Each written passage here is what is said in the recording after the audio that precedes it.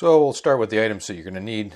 Certainly an iPad. In this case it's an iPad mini. You need a lightning to USB camera adapter. So lightning connector on one end, USB on the other. And in this case a MIDI interface cable. That has USB on one end and the 5-pin MIDI DIN on the other. This is a roll-in USB MIDI interface. It's a UM1. It has a little switch on it here that you can switch from tablet to computer. So of course I have it set to tablet. And there's lights on here that indicate the in and out for the MIDI signal and whether or not it's connected. So on the microKorg, there's MIDI outputs here. So the reason we're doing this with the adapter is that there's no USB out on some of these older synthesizers. So on the MIDI interface, the cables to plug in indicate on them whether or not it's a MIDI in or MIDI out, and you match them to what's on here. So if it says out, this would say out, and you'd match them up. In this case it says in, put that one in there.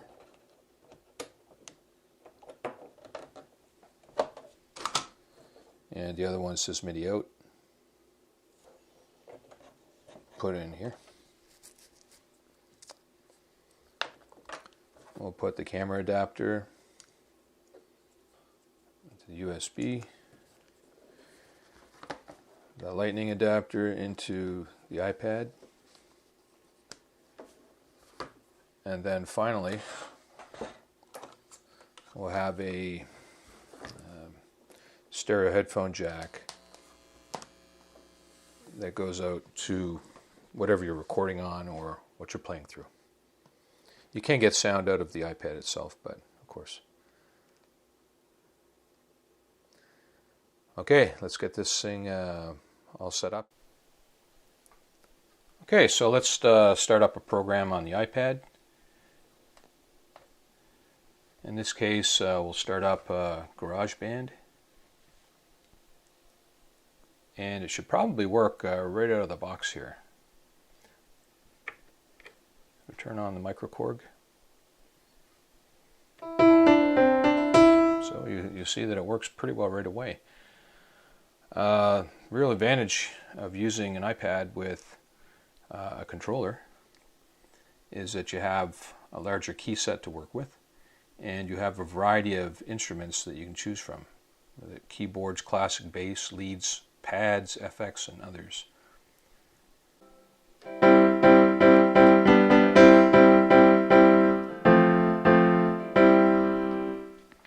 So you notice this light is on continuously. That shows that the iPad is accepting MIDI clock input from the microKorg. So if you're going to use it just for simple purposes, I would adjust your Korg to not continue to send that because it seems to draw on the battery.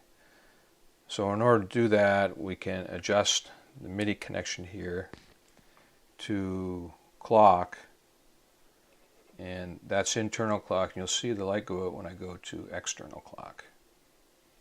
So now there's not as much activity going, and you can see that when I press keystroke that you'll have the activity now. I'm going to change though back to the internal clock because I'd like to take advantage of the arpeggiator in the microKorg. So in order to do that, we have to have an internal clock. So if you know how the arpeggiator works on the microKorg, you basically press this button and we can see then the keys are lit up, and when you press a chord sequence you can see the lights flashing along. Now it didn't act on the iPad. There's a reason for that, of course, and the arpeggiation, there's a pre and post note send that happens, and so we have to change our global settings here. So it's the second one up from the bottom, and go to position and change that to post. POS instead of PRE.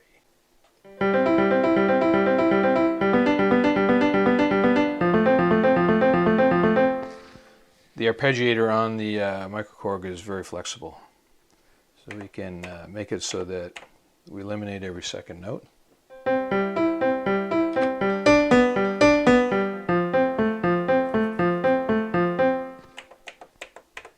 And the like. One of the advantages of an external control for the iPad is that you have the larger keys and you have the automation that isn't necessarily available within the iPad. One feature that I can think of is latching your arpeggiation. So to that, we'll have a look here. Yeah, so it's arpeggiator B and latch.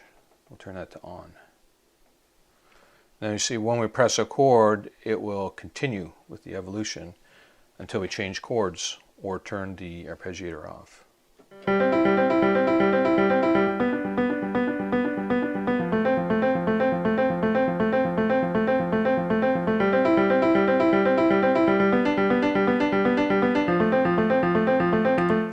You can imagine how useful that is. Let's go to a lead sound, do a dance type of sound. Reduce the resonance on that a little bit.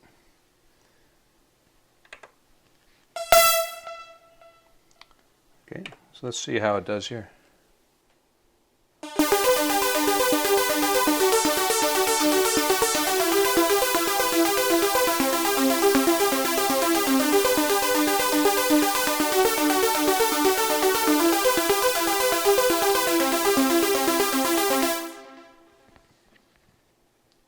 So that's about all I have for the control of your iPad with a vintage synthesizer. So once again, this type of MIDI interface, a simple one, is good to interface a legacy or older style synthesizer that doesn't have a USB output in order to control an iPad or something similar.